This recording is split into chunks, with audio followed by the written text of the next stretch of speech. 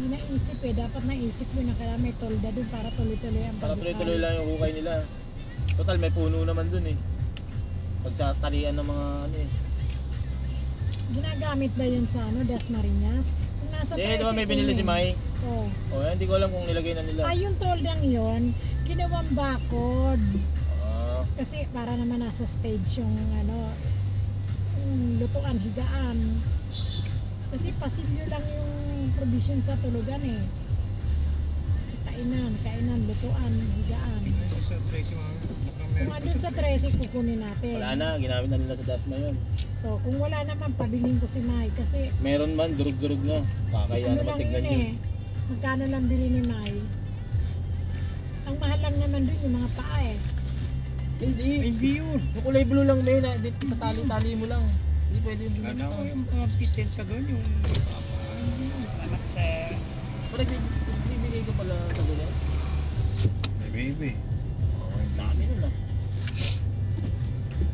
Kano Ano binigay? yun, may dalang baby? Oo. Madyaw yan eh. Raulo yung mga yan eh.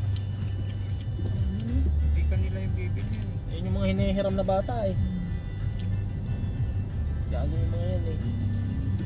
Minsan inaano daw, pinapa dede ang mga bata ng may mga sleeping ano para laging tulog, maghapong tulog.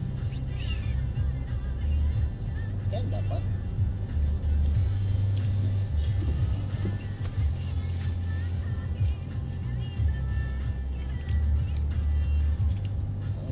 Ay.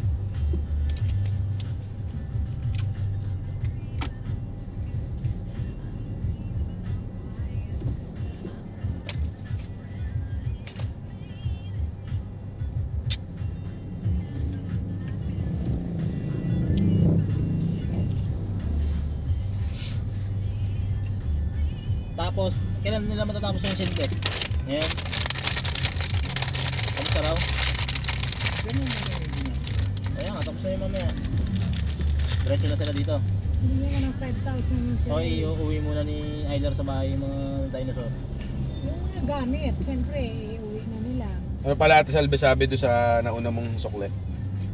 Ay, Hindi pa na-open? yung palang binigay ni Arnold, kay Relly pala yun. Yung isang Hindi part. sinabi ni Arnold na Ay, yung kay Arnold doon na binigay nyo? shoot daw yung kanya. Hmm. Hindi man lang sinabi sa akin, okay Kuya Relly to. Kaya ang hinihintay ko mag-remit si Relly. Sabi ko, Arnold, hanggang ngayon, hindi pa nagre-remit si Relly dun sa 5,000 bigay ko. Yung binigay ko sa'yo, mami, sa kanya yun. Asan yun sa'yo? Naubos na. Asan, paggawin mo siguro liquidation kasi. Ano yun? Pero sa ibo naman. 2,700. Yun yung sukle. Yung sukli ni Hindi, ang nangyari Relly kasi nun. doon, kasi diba nandun si Sang. Siya ang bumubunot, hindi niya pinabubunot si Reddy. Kaya Kasi ang naubos yung kay Sang. Sabi ko, Relly, yung sa'yo, materials lang yan. Kasi Emergency si Sang ang bumibili materials. merienda, pangkain nila doon eh. Sabi ko yung kay Arnold pagkain. Siya rin nagagasolina, kaya naubos. Kagabi, ang binigay ko yung Relly, 5,000. Uy! Makahingi mo lang. Hindi ba nabukaan? Sabi ko, yun Bakla na pa yan. yata, bakla, di ba? Hindi. Ba? Sa pagkain, emergency materials, gasolina. Kahapon nga, nagabono 1,000 eh, mantikan eh. Hindi na nagkamali yung tindero eh. Ba't nagkakamali? Oh, price nyo 1,300, binigay sa amin 500. Oh, hindi nagkamali siya. Eh, Alis ka agad kami ni Eros. ako nagsabi doon na wag yung 1.3 ibigay niya. Tig 1,300 nga yung binigay, makita. Tignan nyo mamaya. Sabi ko yung Kamali nga, tignan nyo. substitute niya lang ibigay mo para mas mura. Kaya nga, umalis ka agad kami. Pero kako, ano ba ang paano? Eh, yan ang ginagamit siya talaga. Yung bata, pinadidede nila yun ng sleeping. Yung patulog. Tulog daw yun. Cakes yan. Nabanggit na rin ni Duterte itong mga to. Susunod na itong mga to. Pauwin daw niya lahat sa kanya rin. Sa Mindanao. Uwi kayo sa atin. Dito, mas marami dito pangkabuhayan, mga tamad lang kayo eh. Mga tamad daw yan eh. Eh, kasi yung mga tinagis na nila, ganun eh. Kaya ginaya na nila. Pagkatapos ng term niya, mga 5 to 10% na lang problema ng Pilipinas. Si Bato papalit daw, presidente. Ay, i-relect na lang si ano? Relect na lang si Duterte. Gusto? Hindi, magiging vice president daw si Bato ulit. Tama yun. President si Duterte. Tama yun para disiplinado ang Pilipinas. Kasi sabi nila, tignan mo, Ang daming kakampi ni Duterte. Nako yung ilang months pa nga lang eh, dami na daw yung nagawa boto eh. niyang 17 million. Magiging landslide yun na kung anong population ng Pilipinas. Magkakakontra lang naman dyan yung mga kakampi ni Pinoy eh. Wala, yung mga Si Pinoy kumakontra daw dyan. ngayon, kung 44 ang namatay na SAF, 44 cases din. Di lang yun. Kapapasok nga lang ni Pinoy nun, di ba? Margar na agad yung mga cake doon sa Luneta. Hindi mo lang pinunta. Katanga naman, hindi man lang niya pinuntahan pati yun. Siya nakipag-negotiate. Oo, dahil ang hinihingi lang naman nun yung kanyang retirement Dapat niya benefits. pinuntahan niya nun eh, dahil Oo. paupo niya lang nun eh. Oo. Si Duterte yun? Kinausap ka agad. Duterte yun, pinuntahan niya. Sabihin niya, sige, bibigay ko na yung hinihingi mo. O, yun lang eh. At least wala pang namatay. Nakakahiya. Kaya diba maraming pumuna doon na nangyari na yan. Karmado ka agad. Umpisa pa lang, mabigat na. Tsaka hindi nyo ba napapansin, oras na tuwing umuupo ang Aquino, matindi mga tragedy nangyayari. Lindol, putok ng bulgan, yung kay Pinoy, yung Leyte oh. Talagang ano, matitindi. Ang ano. Parang parusa. Kaya sabi, Baka may sumumpa sa kanila. sabi nila nun, parang yung Aquino daw may ano, Sumumpa. May kasamang sumumpa.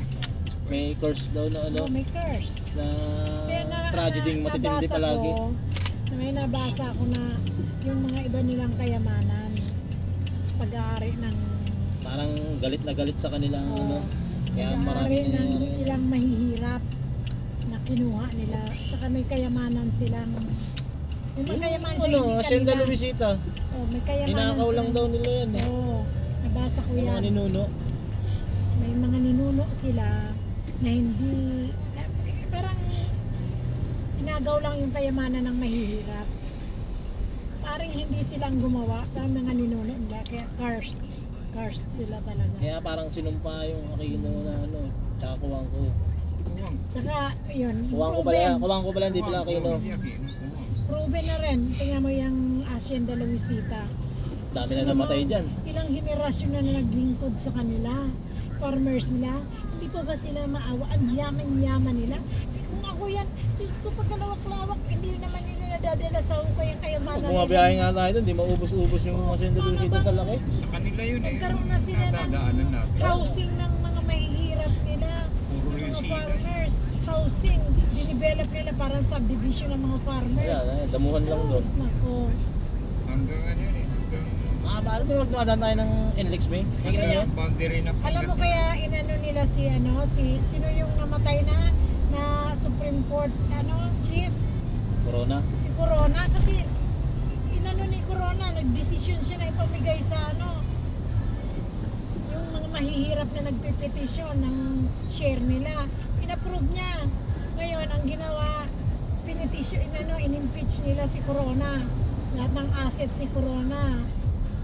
Sa direction ni Pinoy. Ginantihan ni Pinoy. Lahat ng binigay nila kay Corona, Oo, binawi. binawi. Tapos, i-freeze yung lahat ng assets, pati bank accounts. Tapos, ano pa ba? Marami silang ginawa. Kaya, nadagdag Kaya ko kung yun. titignan nyo nga, napapanood ko kasi yun eh. Ay, Titignan nyo bili yung... tayo ng pandesal. Kasi, Na. Yung mga... Bibili pa? Meron na yung mga yun.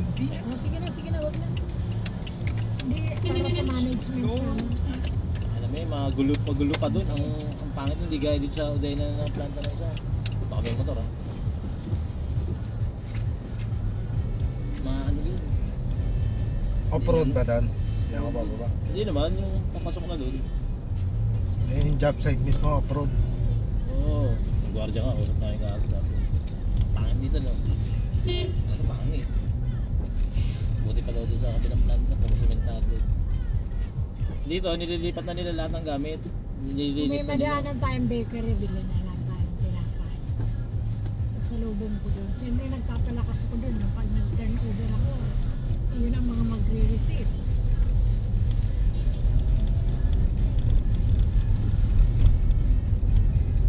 Buhangin nandun na.